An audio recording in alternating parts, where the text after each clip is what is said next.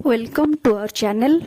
Finally आपणकर भद्रक और बालेश्वर डिस्ट पई वैकेंसी बाहरी जाइए, जोटा कि आपण माने हाई स्कूल ले पोस्टिंग हो पारे, जार नाम है वोकेशनल ट्रेनर किंबा कोऑर्डिनेटर। आर सैलरी रोचे 20,000 per month, totally gross salary रोचे। ता सहित एटा रोचे आपनकर कंट्रोचुअल बेसिक रे पोस्टिंग टा आपण पाइबे।